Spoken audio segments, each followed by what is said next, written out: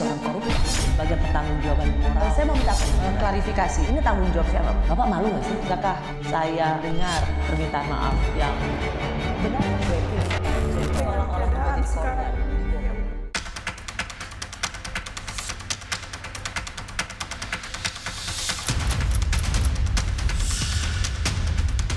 Kita mengambil sampel 268. Ada 212 tidak sesuai dengan mutu, harga, kemudian volume. Kerugian masyarakat itu 99 triliun, hampir 100 triliun. Mereknya medium, mereknya premium, tapi isinya bukan premium, bukan medium. Itu adalah beras, bagian beras curah.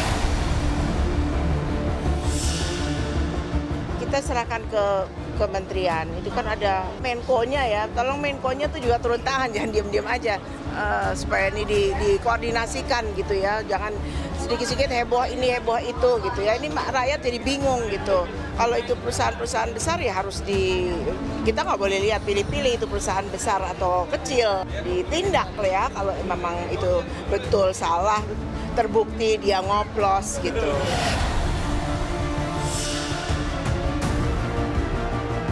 Kesehatan ini cukup banyak dari imaterial, artinya kita saksikan bahwa ketika tidak sesuai dengan standar, maka tentu banyak efek-efek turunan dari kesehatan.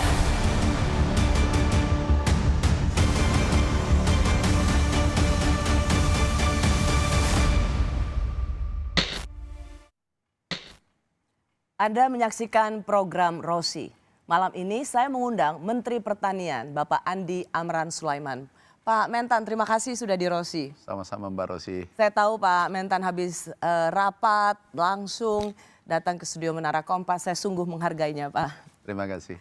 Pak, 212 merek beras premium dioplos. Ini bukan angka yang main-main. Kok bisa? Aku saja heran, apalagi Mbak Rosi. Kok bisa? Awalnya itu adalah dari data BPS. Mengatakan bahwa harga di tingkat petani turun, penggilingan turun, tetapi konsumen naik.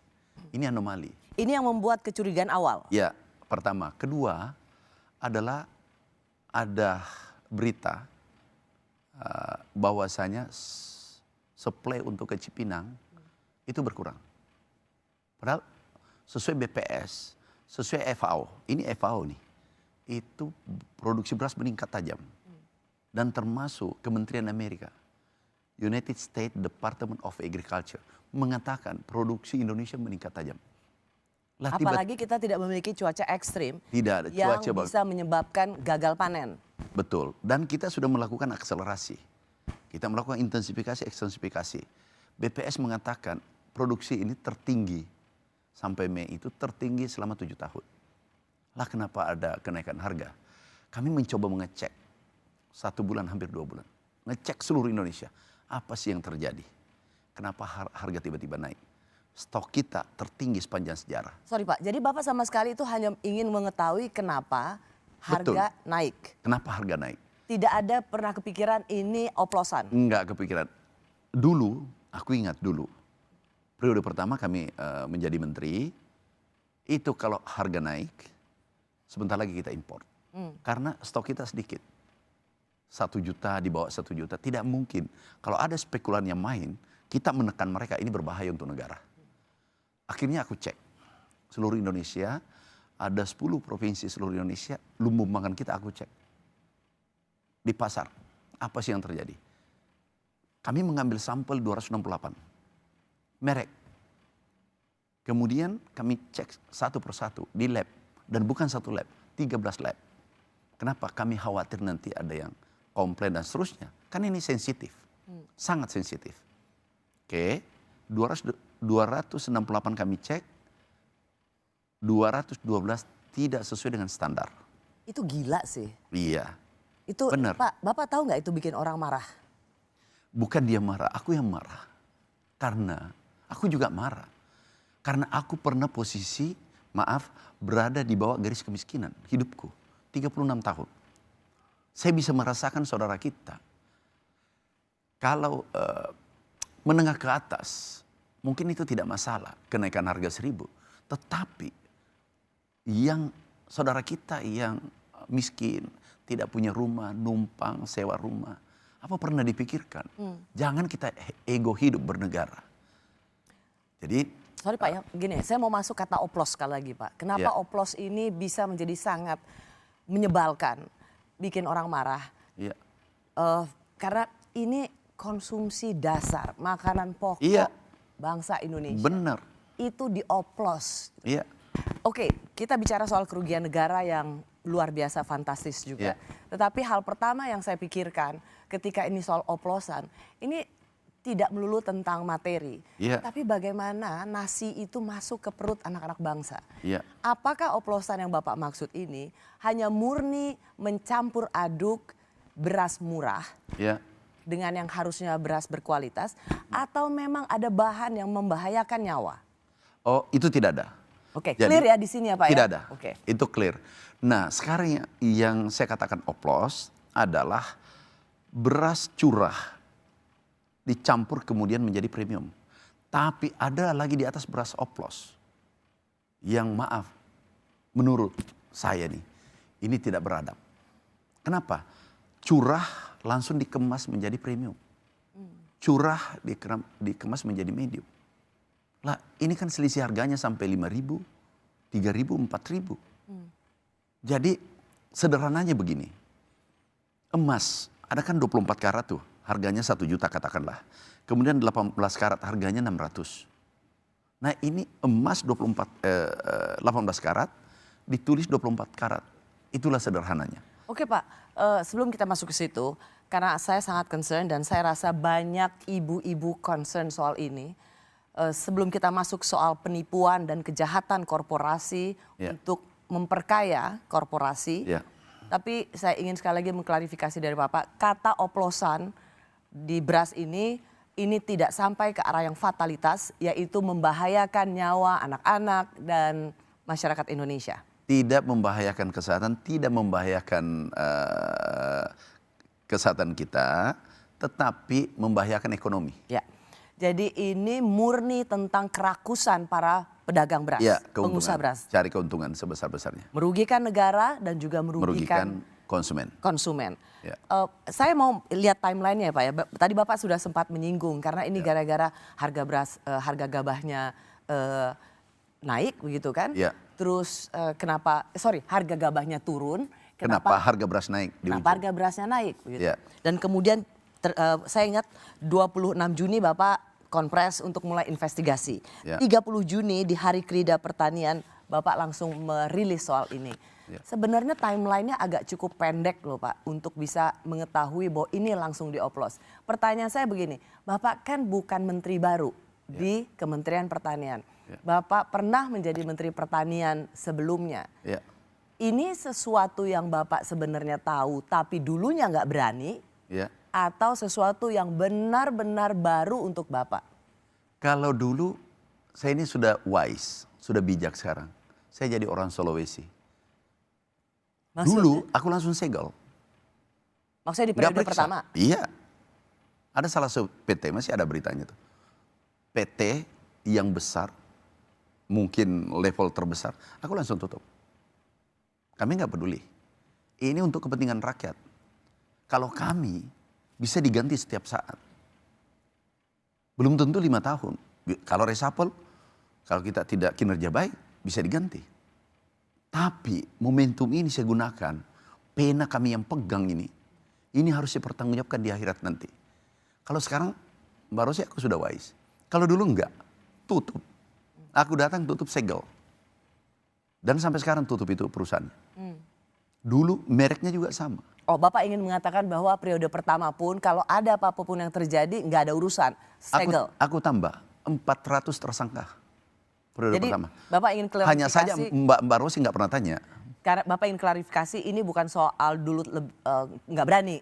Sekarang pun Kalau aku dapat, pasti sesuai kewenangan saya, aku tindak. Pak, jadi soal 212 merek oplosan ini kan praktek yang kalaupun katakan ini baru Pak, tapi saya nggak yakin. Jangan-jangan ini sudah bertahun-tahun terjadi. Bisa jadi. Pak Amran aja yang baru tahu sekarang. Bisa jadi karena dulu kalau tidak salah 2016-2017 itu langsung kami segel. Polis lain, kami bersama Pak Kapolri, ayo ini ada tidak sesuai dengan mutu, kualitas barangnya dan seterusnya. Tersangka langsung. Jadi ini tentang campurannya, jadi kualitasnya. Saya urut. Yang pertama adalah kualitas beras curah langsung jadi medium, beras curah langsung jadi premium. Yang kedua adalah dicampur dan segala macam, oplos, kata oplos lah. Ini kan lebih tinggi nih. Dioplos, kemudian jadi medium dan premium. Dan itu kami gunakan 13 lab. Karena kami sudah hitung, ini sangat sensitif. Pasti banyak perlawanan. Kami sudah siapkan datanya, 13 lab di seluruh Indonesia. Jadi kami betul-betul serius untuk menyelesaikan masalah ini. Pak, soal kualitas beras, label kemasan, Ya. itu kan ada juga di kementerian. Apakah menurut Bapak mereka tidak menjalankan tugasnya? Kenapa ini bisa ketahuannya oleh Kementerian Pertanian? Itu kan dari produsen, pabrikan, bukan di Kementerian Pertanian.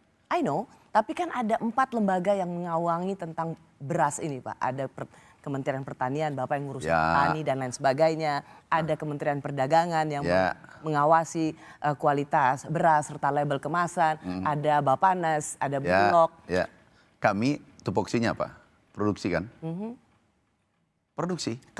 Kalau misalnya dari 4 lembaga saja untuk hal yang seperti ini masih lolos, kalau introspeksi Bapak di mana? Begini, dunia ini tidak akan pernah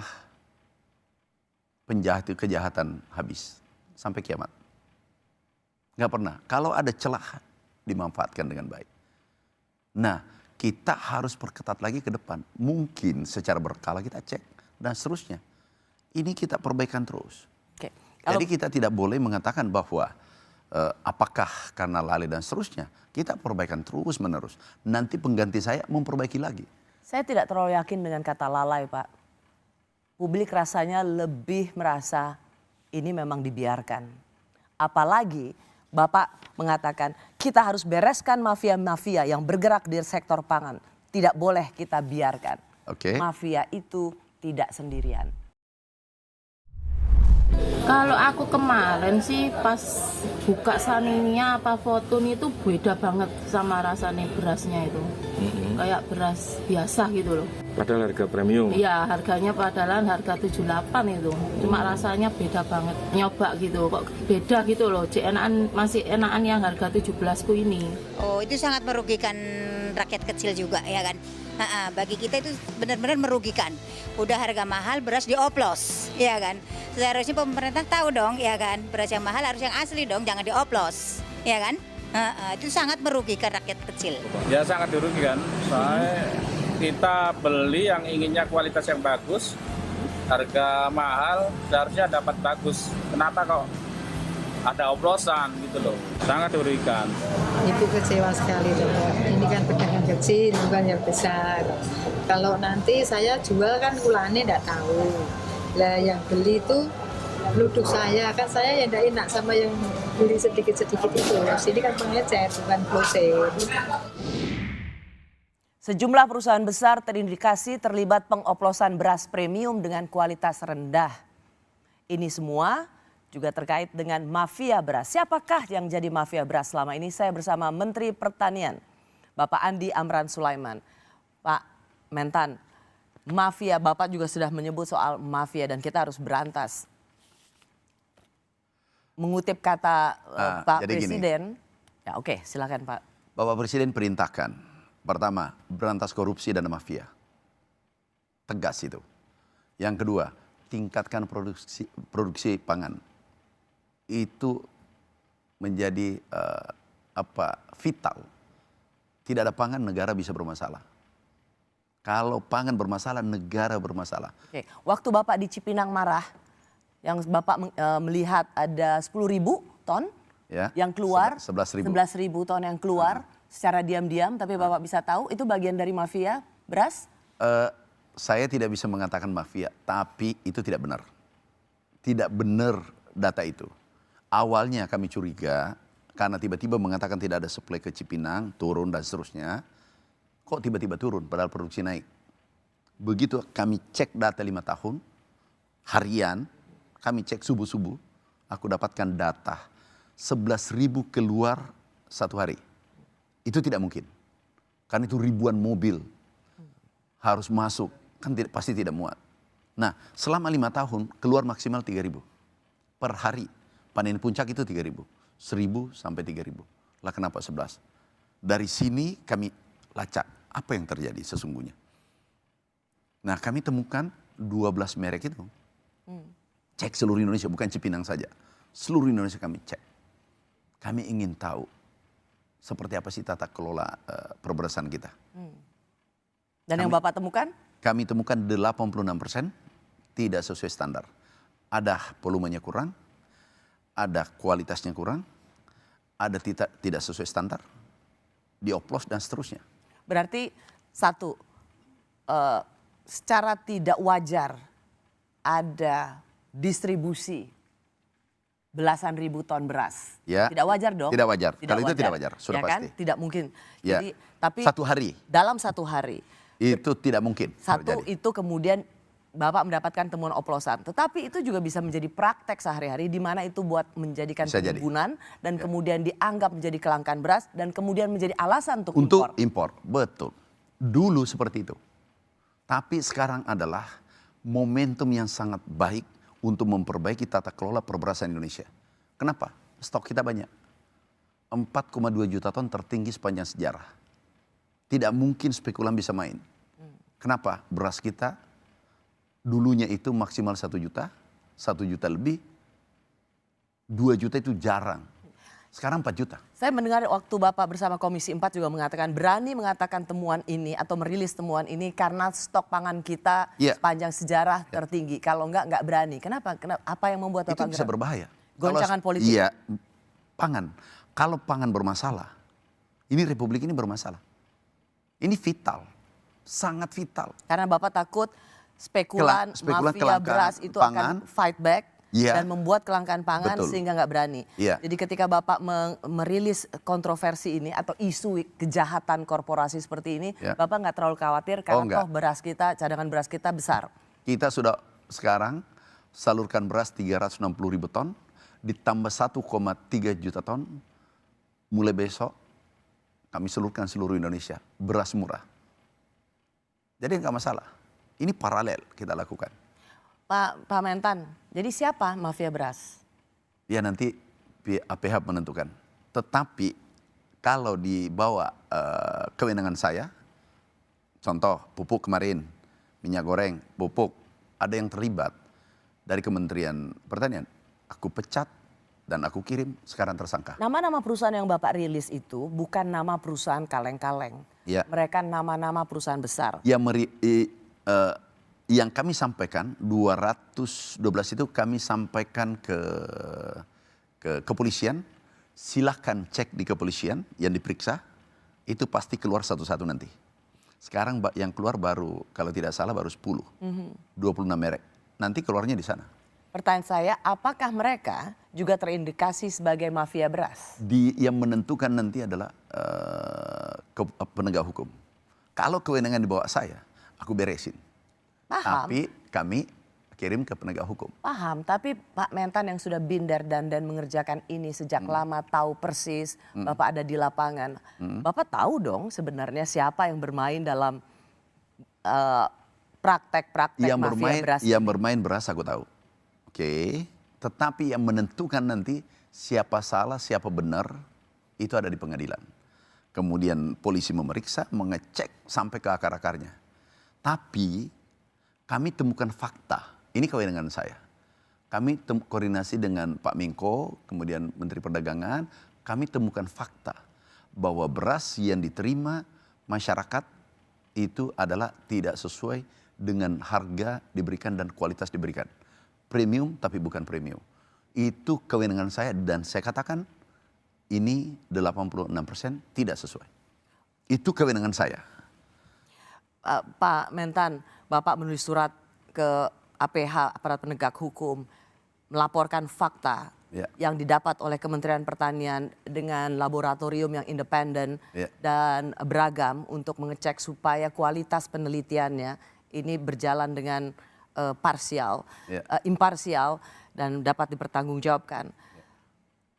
Gimana cara, kan gini Pak, Menteri Pertanian sudah merilis soal oplos beras premium, dan itu sudah membuat masyarakat marah. Dan saya ingin mengatakan jangan sampai surat itu hanya menjadi macan kertas. Apa yang Bapak juga bilang ini mari kita lawan praktek mafia. Jangan cuma garang di depan jadi macan kertas, tapi nggak ada. Semuanya nanti kemudian lupa dan business as usual. Kami sudah 7 tahun di kabinet. Periode pertama 400 tersangka. Dulu ada perusahaan besar, itu ditutup. Dan kami langsung datang. Bersama Pak Kapolri, segel. Baru-baru ini, jangankan orang luar, anak kandungku adalah pegawai Kementerian Pertanian. Aku pecat tersangka direktur. Sudah 2-3 tersangka. Aku pecat, aku copot. Selama di bawah kewenangan saya, aku beresin. Aku nggak mau tahu dia siapa, di belakangnya siapa. Nah setelah itu kalau ini beras, begitu kami temukan fakta seperti ini, seperti sebelumnya aku kirim ke Pak Kapolri langsung, ke Satgas Pangan, tanggal 10 baru-baru ini langsung ditindaklanjuti, diperiksa. Itu diperiksa 26 dan tadi malam laporannya akan diperiksa lagi 40-an. Pak Mentan, saya juga ingin memberikan ruang untuk penjelasan bagi korporasi yang diperiksa. Saya mau masuk dulu penjelasan dari kuasa hukum PT Blitang Panen Raya. Kita dengarkan dulu ya Pak Mentan. Temuan Mentan itu kita apresiasi, tapi yang kita sesalkan, ketemuan Mentan itu kan sudah di hilir, bukan di hulu. Seperti itu. Jadi kalau namanya di hilir, perlu kita sepakati bersama, kita selidiki bersama gitu. Jadi kami merasa juga sedikit terganggu seperti itu, karena ini di hilir seperti itu. Sampai saat ini dalam pemeriksaan kita belum jatuhkan sanksi atau ditemukan hal-hal seperti itu. Cuman dalam sampel pemeriksaan perusahaan kita termasuk dari salah satu yang harus dilakukan pemeriksaan seperti itu. Kita berani seperti itu karena kita juga bertanggung jawab secara moral kepada masyarakat. Apa penjelasan Bapak? Jadi memang kami di hilir, di hulu hilir terserah kami. Pemerintah harus mengawasi. Pemerintah harus mengawasi dari hulu hilir di mana saja. Yang terpenting mau hulu mau hilir, yang terpenting ini salah. Ya. Apalagi kalau labelnya adalah label premium, perusahaan padahal itu. Premium, medium, padahal ini adalah curah. Ini oleh karena itu kami periksa, bukan kata saya. 13 live ini kami ambil datanya, kemudian ini kami kirim ke penegak hukum. Di sana diuji siapa yang salah. Apakah ini salah atau tidak? Tidak mungkin labnya salah. Dan mungkin Mbak Rosi bisa lihat di pasar. Dari media tadi aku baca. Beberapa pedagang mengaku. Iya kan? Ada berita beberapa media muat. Jadi bukan persoalan hilir, hulu, dimanapun di Republik ini tidak boleh melanggar regulasi yang ditentukan pemerintah. Apalagi sektor yang vital termasuk pangan. Pangan ini vital. Termasuk juga ada perusahaan dari BUMD Pemprov Jakarta. Dan di situ dikatakan kami sudah ada pengujian mutu dan melalui quality control di laboratorium selalu ada uji periodik sesuai dengan kelasnya. Memang hak setiap orang untuk memberikan penjelasan dan pembelaan diri. Tapi yang saya ingin tangkap dari penjelasan mereka adalah mereka merasa mereka sudah bertanggung jawab dengan hasilnya dan secara periodik juga ada uji laboratorium. Jadi mereka melihat nggak mungkin beras mereka itu oplos? Mbak Rosi sederhana. Pernah nggak Mbak Rosi melihat orang yang sekalipun sudah terdakwa, bahkan sudah dipenjara, ngaku bahwa salah? Sederhana banget. Dan jangan dibatasi pemerintah memeriksa. Mau di hulu, mau di hilir, kita periksa. Ini keselamatan. Ini masalah negara, bukan urusan pribadi saya. Jadi ini harus dicek semua. Kemudian ada katakanlah, kami tidak melihat mau BUMN, mau swasta, mau raksasa, mau kecil, mau ini aku tidak peduli dengan itu. Kami lihat berasnya, objeknya aku cek. Ini bermasalah, menyusahkan orang kecil, orang miskin. Aku ini punya pengalaman miskin 36 tahun. Dan aku pernah merasakan itu. Oke. Tahu Mbak Rosi, satu hal. Aku pernah makan beras dicampur dengan pisang.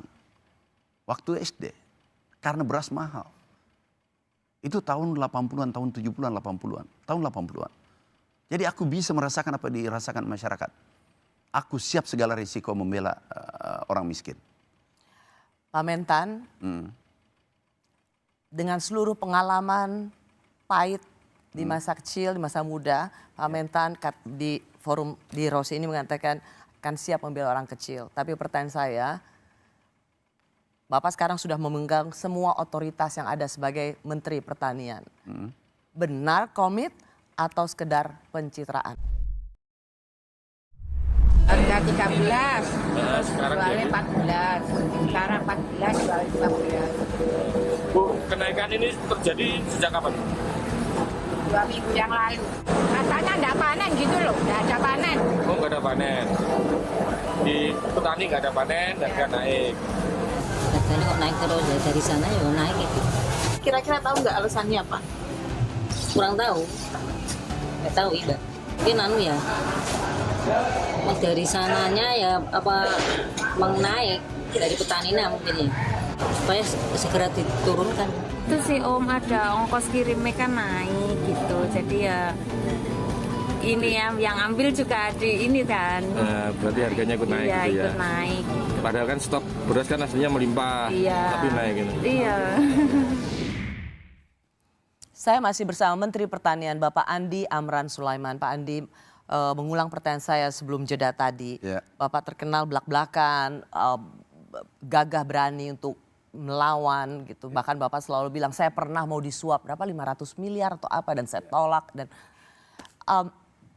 ada pertanyaan, beneran nggak sih ini? Atau Bapak sebenarnya memang sedang lagi pencitraan? Yang mengatakan itu jangan-jangan tidak baca media ya?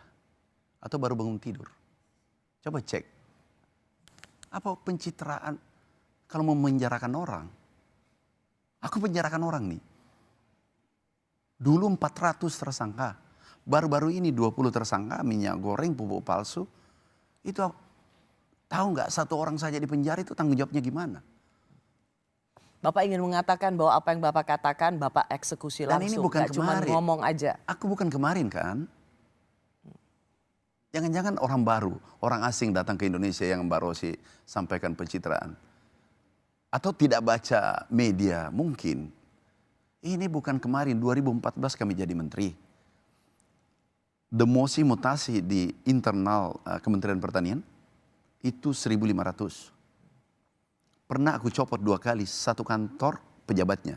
Dirjen, Sesdit, Eselon 2 habis. 2 kali. Ada nggak pernah terjadi dengar seperti itu? Kemudian aku antar anak kandungku masuk penjara. Tanda petik anak kandung saya, staf saya di pegawai saya.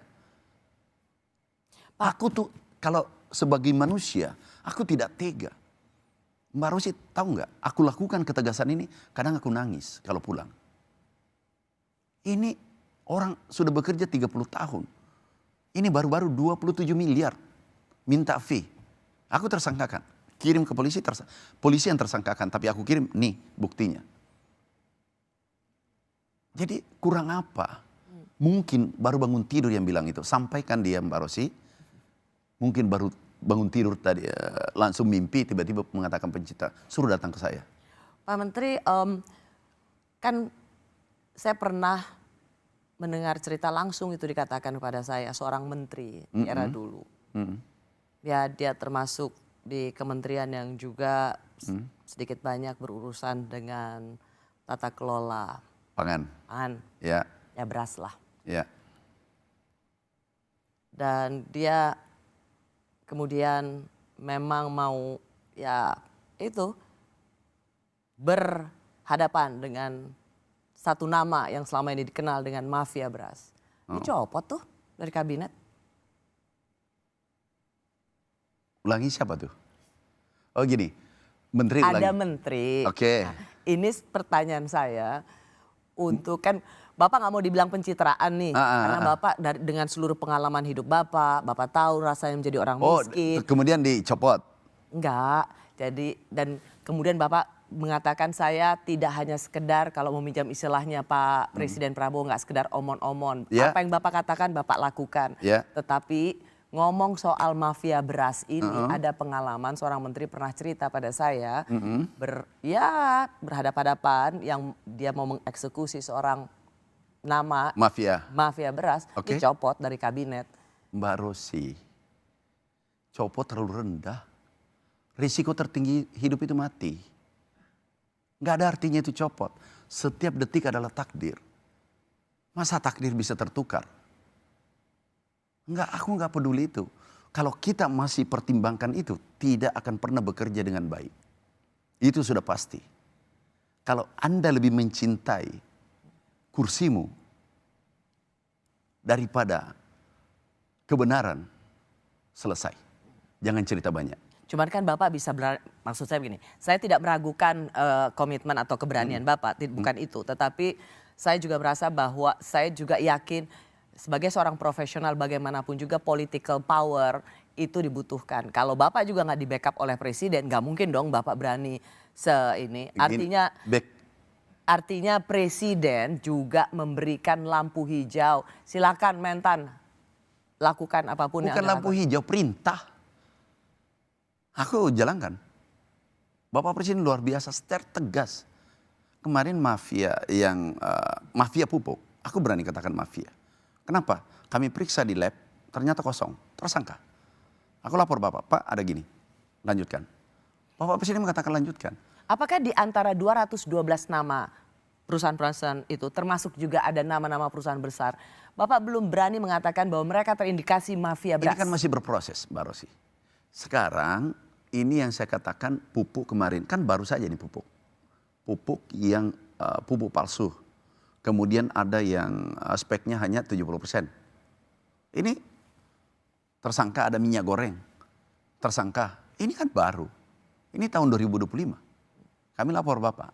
Bapak katakan, lanjutkan. Kami lanjutkan. Bicara soal seperti ini Pak, apakah memang soal pengoplosan beras ini murni kejahatan, penipuan yang dilakukan oleh korporasi swasta atau sesungguhnya pemerintah juga membuka celah untuk kejahatan ini? Nanti ditentukan di penegak hukum. Yang saya bisa katakan ini tidak sesuai standar, titik. Kenapa Bapak tidak ingin memberikan penilaian kepada sesama kolega di kabinet? Enggak. Yang kami dibawa kewenangan kami bisa komentari. Ada saya pecat, kemudian sekarang ada tersangka dibawa di Kementerian Pertanian, ada kami turunkan pangkatnya, ada kami mutasi. Ini baru 10 bulan nih. Kemudian pegawai kami ada juga kami beri sanksi, juga tersangka, bahkan DPO. Jadi aku harus bahas di kewenangan saya. Kalau membahas di kewenangan orang, itu namanya omon-omon. Coba Bapak Mbak Rosi bawa kewenangan di saya, Kementerian Pertanian yang Mbak Rosi tanyakan. Beres itu semua pertanyaannya. Atau mau Mbak Rosi pindahkan sini, saya tak selesaikan. Pak Mentan merasa yakin dengan langkah Pak Mentan ini Bapak bisa membereskan tata niaga beras? Saya tidak lakukan kalau saya tidak yakin. Harus kita bekerja itu hakul yakin. Kalau ada keraguan, itu pasti tidak beres. Kalau ada keraguan atau kita bagian dari masalah, itu. Ketua Komisi 4 Ibu Titi Soeharto mengatakan semua yang main seperti ini harus dikasih efek jera. Terima kasih. Efek jera seperti apa yang menurut Pak Mentan paling pantas? Karena saya sempat baca di media Bapak bilang ini, ya mereka mengakui lalu menarik peredarannya. Terus kalau tidak salah ada kalimat yang mereka sudah bertobat. Bukan dari saya. Bukan dari Anda ya, tapi Ya, coba cek. Nah, intinya Dari lembaga lain. Nah, Kak, ketika mereka sudah mengakui dan menarik peredaran stok berasnya, apakah bagi seorang Mentan itu cukup atau harus ada efek jera yang lebih setimpal? Kalau saya, aku setuju dengan Ibu Ketua. Efek jera. Ya, Efek setimpal. jera itu apa? Pidana atau tutup? Apapun keputusan penegak hukum, kami harus apresiasi karena mereka sudah kerja. Yang tahu detail nanti ke penegak hukum. Hukuman berat, sedang, ringan kan penegak hukum. Tapi kalau ikuti rasa, bukan rasionalis kita, rasa, ya hukum berat. Ini rasa ya, ini subjektivitas saya. Karena saya membayangkan saudara kita yang berada pada garis kemiskinan. Saudara kita yang tidak mampu. Jangan membayangkan bahwa posisi sama Mbak Rosi dengan saya. Iya, makanya rasanya Bapak itu harusnya mereka Efek jera. Efek jera itu apa? Ya, Kenapa nggak Bapak langsung bilang, ya udah tutup, cabut izinnya. Kenapa tidak Bapak langsung Itu, selugas saya tanya itu? Mbak Rosi, apa ada di kewenangan saya? Tapi bukankah sebagai Menteri Pertanian Bapak yang sudah... Bukan, yang mencabut-cabut kewenangan saya. I know itu bukan kewenangan Bapak, Ya, tapi selesai tidakkah tanya Bapak nanti, bisa panggil menyambungkan suara nanti. itu kepada aparat penegak hukum? Mbak Rosi memberikan panggil lagi rekomendasi? nanti yang punya kewenangan. Jadi jangan Mbak Rosi cuma panggilnya Menteri Pertanian karena Menteri Pertanian orang baik. Ya panggil dong semua yang terkait ini. Panggil, undang satu-satu ke sini. Pasti mau. Tapi kalau untuk Bapak sendiri sebagai Roso untuk memberikan efek jera, harusnya perusahaan-perusahaan seperti itu ya tutup. Betul nggak? Ya saya kira nanti Anda panggil sini Mbak Rosi tanya tentang kewenangannya. Ini tidak pas. Pertanyaannya Mbak Rosi, kalau Mbak Rosi tanya jenis varietas, kemudian yang dioplos, kemudian kualitas, itu di Kementerian Pertanian. Mutlak itu tahu sebagai menteri. Iya. Nah, jadi Saya- nanti Mbak Rosi, pertanyaan saya cuma, supaya Mbak Rosi... setuju nggak dengan rasa keadilan bahwa kalau sudah jelas-jelas Rasa mereka saya? ya Setuju. baik tutup, Ya, setuju. cabut izinnya. Pokoknya apa, gini, saya ulangi ya, apa yang dikatakan Bu Titi aku setuju. Memberikan efek jera. Kalau subjektivitas saya beri hukuman setimpal, ini subjektivitas saya, tapi bukan domain saya. Saya ini Menteri Pertanian, jangan Mbak Rosi salah. Ini bukan APH yang Mbak Rosi tanya. Nanti panggil juga, mau nggak lengkap? Saran, boleh kan aku beri saran? Pak Mentan kan sepertinya sama nih Rosonya dengan rasa yang dialami dirasakan oleh masyarakat. Nggak. Marah loh. Boleh nggak aku beri saran? Beras dioplos itu kan kurang, itu kan kebangetan Pak. Tapi Masa perusahaan rasa yang sudah subjektivitas saya belum tentu sesuai dengan realita penyidikan. Belum tentu. Nah, saran saya, Mbak Rosi, saran saya, Menteri Pertanian sudah. Yang Mbak Rosi tanyakan, panggil lagi orangnya. Sempurna nanti. Kompas ini, Mbak Rosi sempurna nanti jawaban yang Anda dapat.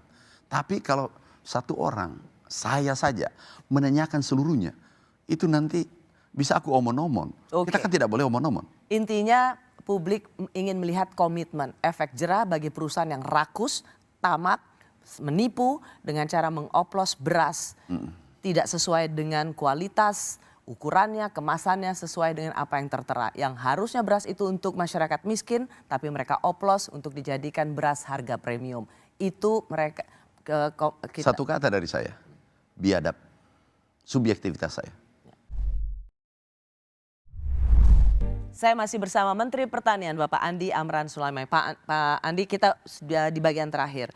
Bapak ada kabar yang menggembirakan, Bapak juga bangga karena harga pasokan beras kita melimpah. Tadi Bapak juga sudah mengatakan 4,2 juta kalau nggak salah ya Pak ya.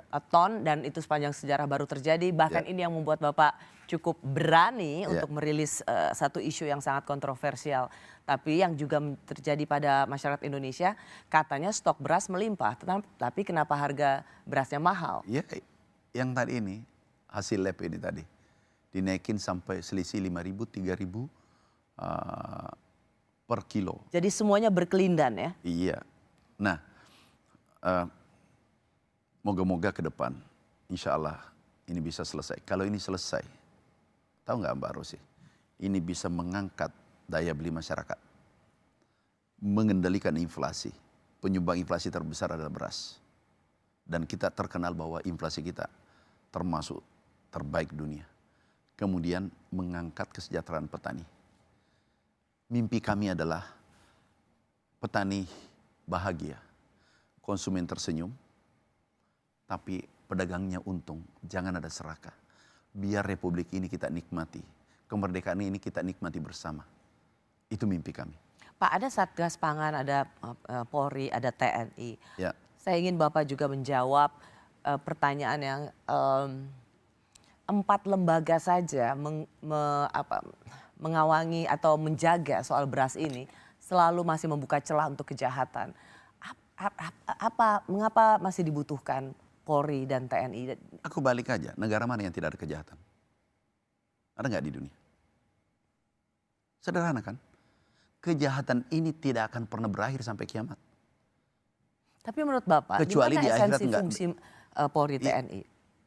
Kalau TNI kemarin itu untuk Pak Dia membantu, PPL kita hanya separuh dari kebutuhan. Dan ingat ada Impres 11 Maret 2011. Kalau tidak salah, manakala terjadi iklim ekstrim seperti tahun lalu, 2 tahun lalu, sekarang ini baru kita napas, itu TNI wajib ikut membantu pangan. Itu wajib, bukan sunnah. Yang kedua, PPL kita hanya 50% dari kebutuhan. Hanya 37.000. Kebutuhan kita 80.000 lebih. Jadi, nah, TNI, bukan TNI, Babinsa. Kan TNI banyak bidang nih. Ini Babinsa, khusus Babinsa saja di lapangan, Babinsa Kepala Desa kolaborasi dengan PPL. Dan itu ada dalam Impres. Itu wajib membantu kondisi, kondisi iklim ekstrim. Ingat, masa pangan terganggu, pertahanan terganggu. Oke, baik. Ketahanan pangan identik dengan ketahanan negara. Tidak ada negara bisa bertahan kalau pangan bermasalah. Baik. Kalau krisis ekonomi, krisis kesehatan itu masih bisa kita selesaikan. Krisis pangan melompat krisis politik, tidak ada yang mampu mengamankan kalau perut yang berbicara. Jika itu menjadi objektivitasnya saat ini mungkin itu masih bisa diterima karena membutuhkan semua elemen masyarakat untuk memastikan ketahanan pangan. Tapi pertanyaan terakhir saya sebelum kita tutup Pak, ini adalah hari Kamis tanggal 17 Juli. Kapan harga beras akan turun? Tadi ini ada kabar baik. Hari ini? Hari ini. Kamis 17 Juli. Ada baru kami baca beras premium medium beberapa produsen menyurat turun Rp1.000 per kemasan. Tapi kami harapkan seluruh beras premium medium sesuai dengan kualitas, volume, dan harga. Itu harus sinkron. Itu nggak boleh lagi kemasannya melampaui premium, harga eceran tertinggi. Dan eceran harga tertinggi, benar. Kemudian premium, tetapi isinya adalah beras campuran oplos atau beras curah. Bapak ingin mengatakan bahwa hari ini Kamis 17 Juli 2025 di program Rosi tidak boleh ada lagi dan tidak akan ada lagi terjadi beras oplos dan tidak ada lagi kenaikan harga di luar harga eceran tertinggi. Itu keinginan saya sehingga lakukan semua ini. Demi rakyat Indonesia, demi merah putih agar Indonesia emas kita capai nantinya dalam waktu singkat. Harapan Bapak, tapi sebagai Menteri Pertanian. Dan harapan Mbak Rosi juga. Harapan kita semua. Dan kami menitipkan harapan itu pada Pak Menteri Pertanian. Jadi apakah hari ini kita bisa melihat harapan itu terwujud di tangan Pak Amran? Hari ini kelihatan ada tanda-tanda karena kami kaget tiba-tiba ada surat, kami terima ada 2 surat perusahaan yang termasuk dari 212 itu, mereknya mungkin ada 10, itu minta harga sesuai standar, jangan di atas HET, bahkan yang menarik di bawah HET Rp1.000. Terima kasih. Menteri Pertanian Bapak Andi Amran Sulaiman, senang bisa ada di Rosi. Saya sangat menghargai. Terima kasih. Thank you Pak. Terima kasih.